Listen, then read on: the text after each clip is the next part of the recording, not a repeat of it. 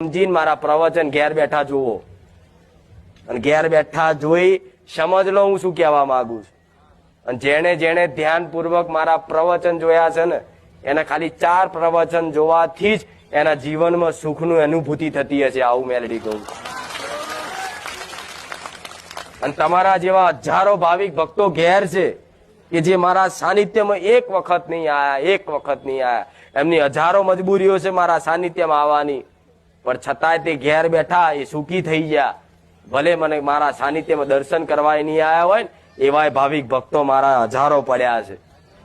પણ મારો હેતુ એક જ છે કે તમે આવો ના આવો. હું તો એવું કઉ છું કે તમે આવો કે ના આવો, મારા સાનિધ્યમાં ના આવશો ને પણ ઘેર બેઠા વિડીયો જોશો ને તો મારા સાનિધ્યમાં આવવાની જરૂર નહીં. એવા હોય છે મારા વિડીયો, મારા શબ્દો, મારા પ્રવચન, મારી બેઠકો. અને જે તમને શીખવા લાયક મળતું હશે ને એવી જ વસ્તુ મુકાય છે.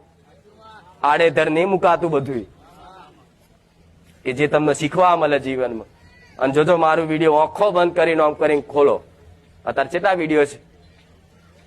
500 ઉપર છે, 700, 600, 700 એમ કરીને આંખો બંધ કરીને આમ ખોલો ને મોબાઈલ. જો બતાવું તમને ચમનું કરવા.